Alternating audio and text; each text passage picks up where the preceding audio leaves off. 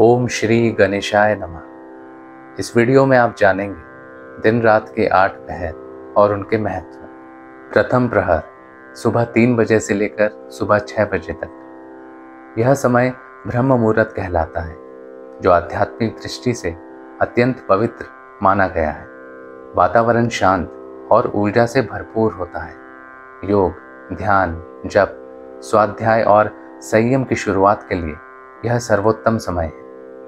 वैज्ञानिकों ने भी सिद्ध किया है कि इस समय मस्तिष्क की एकाग्रता क्षमता सबसे अधिक होती है। आयुर्वेद के अनुसार यह वात दोष का समय है, जिससे शारीरिक हलचलों और प्राकृतिक शौच क्रियाओं में सहायता मिलती है। द्वितीय पहर सुबह 6 बजे से लेकर सुबह 9 बजे तक। सूर्य के उदय का यह समय दिनचर्या की शुरुआत का सुचारू होता है।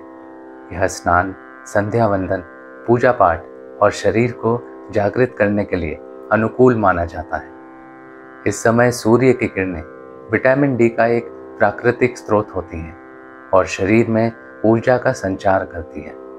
बच्चों के लिए यह पढ़ाई की आदत डालने का उपयुक्त समय होता है। तृतीय पहर सुबह 9 बजे से लेकर दिन के 12 बजे तक। यह मानसिक और शारीरिक रूप से सबसे सक्रिय समय माना जाता है। अधिकांश व्यवसाय, विद्यालय और संस्थान इसी समय कार्य करना आरंभ करते हैं। व्यक्ति की निर्णय क्षमता, याददाश्त और एकाग्रता इसी समय चरम पर होती है। सूर्य और बुध ग्रह का प्रभाव होने के कारण यह समय अध्ययन, लेखन और निर्णय लेने के लिए अनुकूल होता है।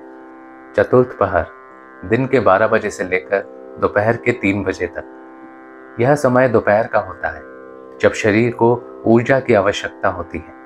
भोजन करने और थोड़ा विश्राम लेने के लिए यह उपयुक्त समय है। आयुर्वेद में इसे पित्त काल कहा गया है, जब पाचन अग्नि प्रबल होती है। इसलिए भोजन का पाचन सबसे अच्छा होता है। इस समय थकान का अनुभव होना सामान्य है, इसलिए भारी मानसिक कार्यों से बचना चाहिए। पंचम पहर दोपहर के 3 बजे से लेकर शाम के 6 बजे तक। दिन ढलने की ओर अग्रसर होता है। यह समय कार्यों की समाप्ति और घर लौटने की तैयारी का होता है। विद्यार्थी इस समय पुनरावृत्ति कर सकते हैं।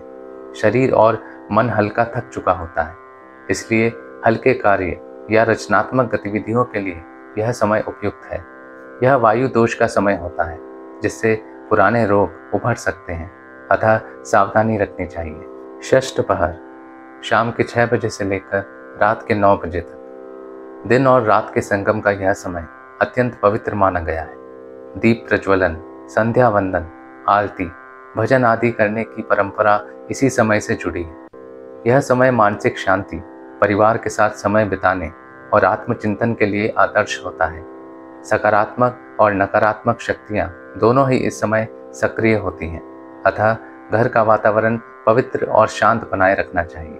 सप्तम पहर रात के 9 बजे से लेकर 12 बजे तक। यह समय विश्राम का है। दिन भर की थकान के बाद शरीर और मन को पुनः ऊर्जा देने के लिए अच्छी नींद आवश्यक होती है। इस समय मनुष्य को भोजन करके मानसिक शांति के साथ विश्राम की ओर जाना चाहिए। अध्ययन या मोबाइल स्क्रीन का अधिक प्रयोग इस समय मस्तिष्क की नींद प्रक्रिया को बाधित करता है, अतः इससे बचना चाहिए।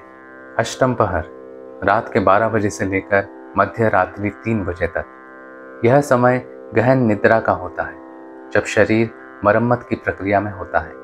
यह समय तांत्रिक क्रियाओं, स्वप्न दर्शन और रहस्यमयी ऊर्जा अनुभव करने वालों के लिए भी विशेष माना गया है। योगी जन इस समय जागरण करके विशेष साधनाएं करते हैं। साधारण जनों के लिए यह विश्राम का समय है, जिससे सुबह उठने पर वे ताजगी और ऊर्जा से भरपूर रहें। उम्मीद है साथियों, आपको ये जानकारी अच्छी लगी होगी। इस वीडियो को लाइक कीजिए, अपने दोस्तों के साथ शेयर कीजिए और ऐसी और वीडियोस पाने के लिए हमारे चैनल को सब्सक्राइब कीजिए। आप सभी पर गणपति बप्पा की कृपा सदैव बनी रहे।